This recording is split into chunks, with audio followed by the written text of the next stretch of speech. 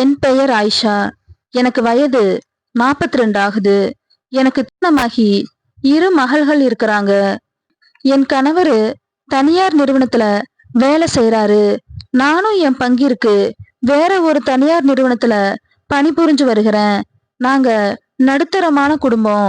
காலை முதல் மாலை வரை முழுவதும் பணி, பின் இரவு வீட்டுல பணின்னு ஓடிக்கிட்டே இருந்தேன். என் அலுவலகத்தை நிர்வகிப்பவர் மாலா. அவங்க தான் ஓனரு. மாலா நான் ஓனர் என்று நினைவுல கொள்ளாம என்கிட்ட ரொம்ப சகஜமா பேசுவாங்க. என்ன அவங்களுக்கு ரொம்ப பிடிக்கும். நாங்க இருவரும் வா போனுதான் பேசி பழகுவோம். நாங்க இருவரும் ஒன்னா சாப்பிடும்போது, என்னடி ஆயிஷா, அலுவலகத்துல இருக்கோம் எல்லாரோட கண்ணும் ஊன் மேலதான்னு என்ன கலாய்ப்பாங்க. நான் சும்மா இருங்க மேடம்னு வெக்கப்படுவேன். அவங்க சொல்றதெல்லாம் உண்மைதான். நான் பார்ப்பதற்கு மீரா ஜாஸ்மின் போல இருப்பேன். அதனாலதான் அலுவலகத்துல இருக்கும் ஆண்கள் கண்கள் எல்லாம் என் மேலதான் கிடக்கும். சிறிது மாட்டுக்கு புல்கட்டு வைப்பது போல நான் கொஞ்சம் இடம் கொடுத்தா என்னை விடுவார்கள். நான் எதையும் கண்டுக்காம வேலையை செஞ்சுக்கிட்டு இருந்தேன். ஒரு நாள் என் மகள்ல ஒருத்தி காலேஜுக்கு சுற்றுப்பயணம் போறதா என் கணவர்கிட்ட பணம் கேட்டு சண்டை போட்டுட்டு இருந்தா. நான் இருவரையும் சமாதானப்படுத்தி அவளுக்கு நான் பணம் கொடுத்தேன். நான் பணம் கொடுத்ததால எனக்கும் என் கணவருக்கும் சண்டை. இதனால இரவு முழுதும் அழுக. நான் தூங்கவே இல்லை. மறுநாள் அலுவலகத்துல நான் ரொம்ப சோர்வா இருந்தேன். அன்று மாலா மேடம் லேட்டா தான் வந்தாங்க. அவங்க நடந்து வரதே வித்தியாசமா இருந்துச்சு. அவங்க சேர்ல உட்காரும் போது கொஞ்சம் நெளிஞ்சுக்கிட்டு தான் உட்கார்ந்தாங்க. நான் அவங்க கிட்ட என்னாச்சுன்னு கேட்க அவங்க ரூமுக்கு போனேன். நான் கேட்கறதுக்கு முன்னாடியே அவங்க என்கிட்ட, ஏன் ஆயிஷா உன் முகம் வாடி போய் இருக்குன்னு கேட்டாங்க. நான் இரவு வீட்டுல நடந்த விஷயத்த சொன்னேன். மாலா என்னிடம், ஆயிஷா, கணவர்னா அப்படிதான் கோவப்படுவாங்க, நாம தான் பொறுத்துக்கணும்னு சொன்னேன். சரி மேடம், உங்களுக்கு என்னாச்சு, ஏன் வித்தியாசமா நடந்தீங்க, ஏதாவது பிரச்சனையான்னு கேட்டேன். அதெல்லாம் ஒண்ணும் இல்லடி அப்படின்னு என்கிட்ட மழுப்புனாங்க. நான் விடாப்பிடியா கேட்க மாலா என்கிட்ட, என் கணவரு, அதுதான் உன்னோட முதல் ஓனரு, ஒரு வாரம் கழிச்சு நேத்து தான் வீட்டுக்கு வந்தாரு. நான், சரி, அதுக்கும் நீங்க இப்படி நடக்கிறதுக்கும் என்ன சம்பந்தம்? மாலா, லூசு, ஒரு வாரம் அப்புறம் எக்ஸ்ட்ராவா இரவு முழுசும். ஆயிஷா, நான் இந்த வயதிலும் உங்க கணவர் உங்ககிட்ட இப்படியா? மாலா, இதுக்கு என்னடி வயசு, நம்ம சாகுற வரைக்கும் அப்படி இருக்கணும்.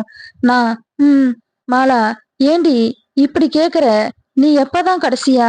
நான் 10 வருஷத்துக்கு முன்னாடி என் கணவரு 2 பெண் குழந்தைகள் வளர ஆரம்பிச்சுட்டாங்க. இனி வேண்டான்னு சொல்லிட்டாரு. மாலா, என்னடி சொல்ற? அப்படின்னா? நான், அதெல்லாம் முடிஞ்சிடுச்சு மேடம். மாலா, உனக்கு ஆசை இல்லையா? நான், ஆசை இருந்து என்ன பயன், அதான் முடியாதே. மாலா, சரி, நாளைக்கு என் வீட்டுக்கு வா, அங்க ஒரு பார்ட்டி வச்சிருக்கேன், நீயும் வா. நான், பார்ட்டியா? எனக்கு அதெல்லாம் செட் ஆகாது.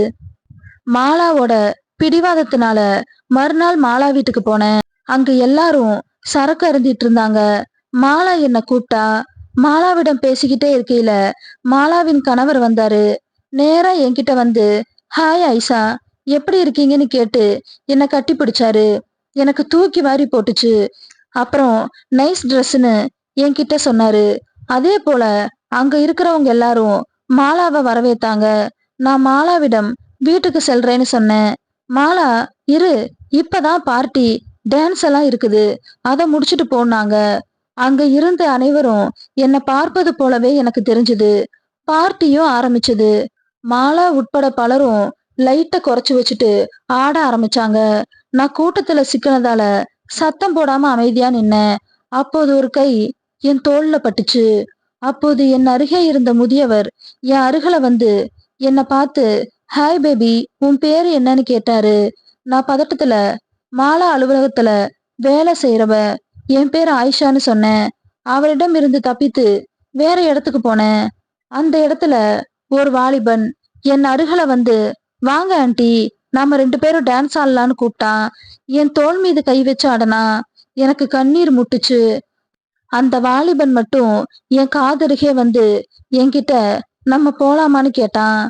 நான் என்னோட மௌனத்தை கலைச்சு சொன்னேன். என்னை கைப்பிடிச்சிட்டு கூட்டிட்டு போனான். என்ன ஆண்டி, என்ன பிடிச்சிருக்குதான்னு கேட்க நான் வேகமா ஆமான்னு தலையாட்டினேன். நான் முடியவே முடியாதுன்னு மறுத்துட்டேன். அவன் கடைசியா ஏமாந்து போனான்.